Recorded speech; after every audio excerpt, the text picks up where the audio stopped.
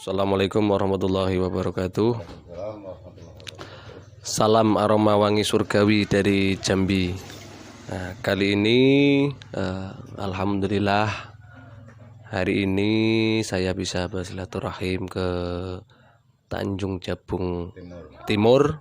Nah, yang mana alhamdulillah saat ini saya silaturahmi di tempat. Nanti boleh kenalan, nanti kenalan dulu.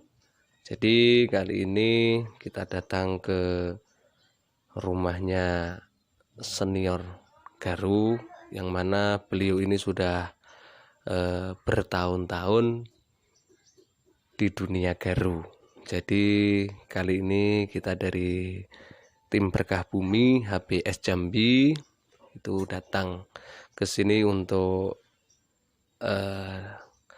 bahasanya di sini saling berbagi ilmu. Kita mau cari tahu sepak terjangnya di dunia Garu ini, bagaimana prospeknya di Garu ini. Jadi langsung saja, ini sebelumnya kita perkenalan dulu kepada Bapak yang mau kita wawancari hari ini. Oke, terima kasih. Assalamualaikum warahmatullahi wabarakatuh. Sebelum saya menguraikan panjang lebar, pertama-tama saya perkenalkan dulu. Nama saya Alamsah dari Tanjung Jabung Timur, tepatnya Geragai, desanya Pananlagan.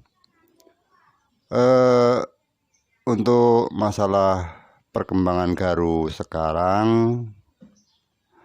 yang untuk alamnya kemungkinan sekarang udah menipis dan tidak memungkinkan lagi, karena pertama persaingan pembukaan hutan dengan PT-PT raksasa di Jambi, HTI lah intinya. Jadi dari sebab itu kami selama hampir kurun waktu 5 tahun atau mungkin lebih dari 5 tahun kami vakum dalam pergauruan. Jadi intinya stop lah, nggak cari Garu. Pertama karena lokasinya, kedua karena pembelinya juga sekarang khususnya di Tanjung Jabung Timur kita bilang sudah tidak aktif kembali. Berarti selama ini potensi untuk Garu alam saat ini sudah menipis, Pak ya? Iya, betul. Ya. Nah, jadi ini kita mau ada satu pertanyaan lagi, yaitu mungkin karena persediaan Garu alam tadi itu sudah menipis. Ya. Nah, langkah-langkah selanjutnya yaitu mungkin dengan adanya Garu budidaya.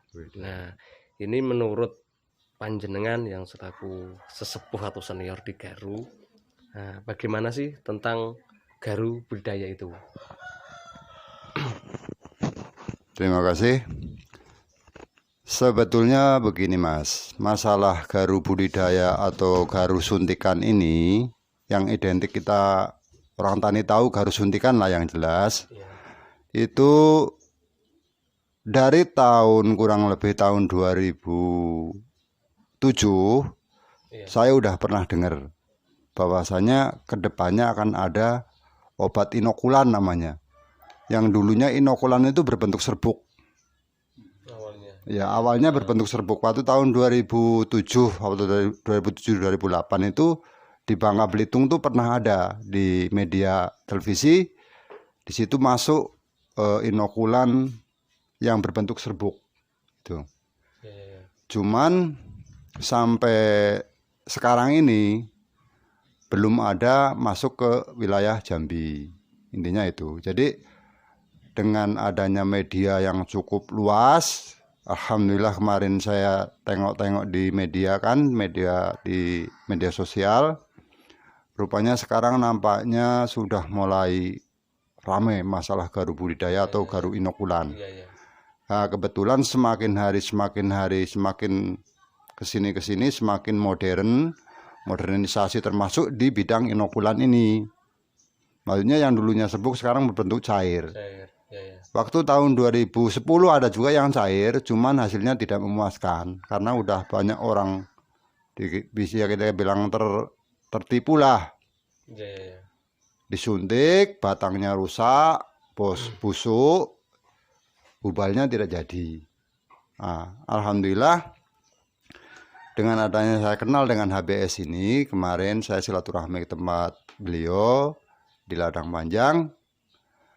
Saya nengok perkembangan langsung hasil inokulannya, hasil suntikannya itu dari yang umur 1,5 bulan sampai ke yang 11 bulan. Itu kalau saya amati, saya tengok luar biasa sebetulnya, luar biasa. Akulah luar biasa karena dari usia 11 bulan kita inokulan, itu udah terbentuk gubal yang bisa dikatakan ya lumayan lah, bagusnya lah, lumayan gitu. Cuman belum maksimal lah. Perlu kita, ya saya juga pengen tahu yang sebetulnya dan pengen belajar sebanyak-banyaknya bagaimana sih sebetulnya inokulan itu kan gitu. Karena saya nggak paham, belum paham, dan saya mau belajar gitu. Intinya gitu, Pak. Ya, oke.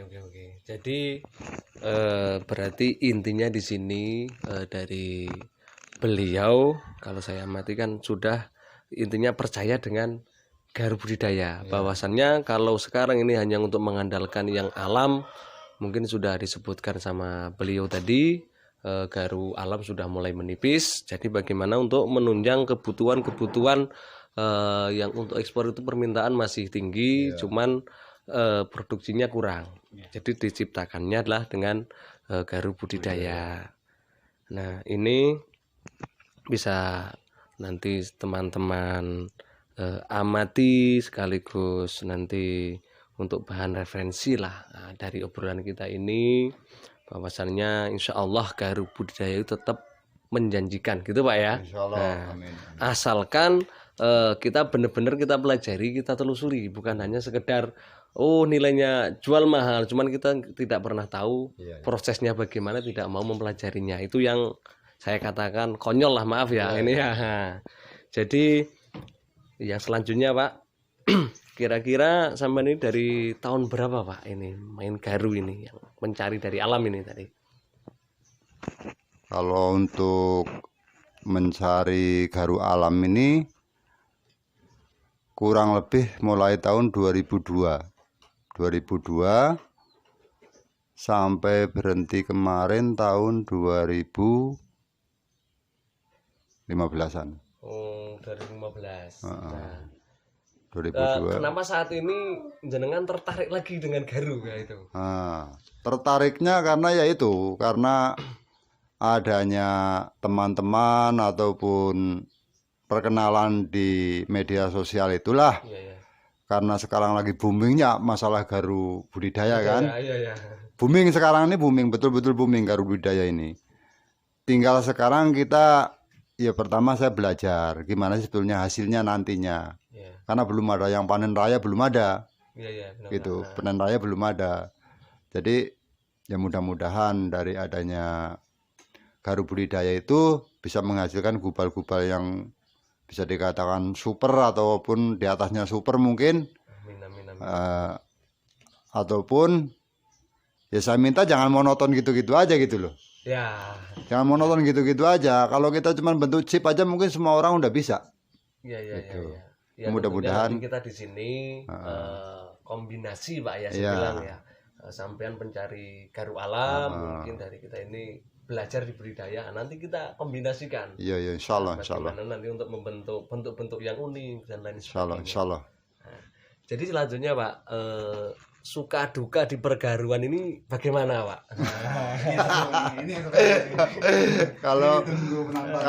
Kalau suka dukanya Pak, kalau suka dukanya mas gini. Kalau sukanya yang jelas, kalau kita pulang merantau dulu ya, kita ceritakan dulu nih. Sukanya waktu kita mencari garu dulu nih, ya sukanya yang jelas kalau kita dari hutan dapat barang yang kita cari, siapa aja pasti suka. Kan gitu.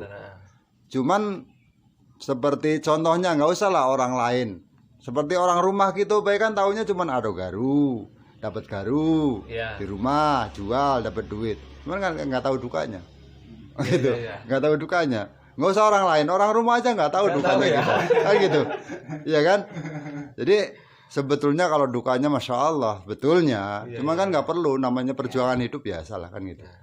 Nah, jadi masalah dukanya gini, kalau sukanya tadi itulah dapat garu, kita jual, kita hitung-hitungan, oh satu hari dapat mamanya 3.000, 4.000, apa 1.000, apa 2.000 kan gitu, alhamdulillah. Yang jelas. Kalau dukanya banyak Pak, dukanya banyak. Banyaknya apa? Saya bilang, waktu kita merintis Sari Garu Alam dulu, awal-awalnya, kan kita belum ada modal nih, belum ada modal.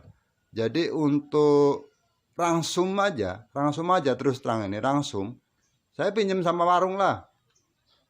Sembako itu saya ambil dari warung dulu. Untuk berapa orang? 9 orang, entah 10 orang, entah 3 orang. Pokoknya begitulah ceritanya. Sampai di hutan di situ, itu dukanya itu kita belum tahu, belum punya camp.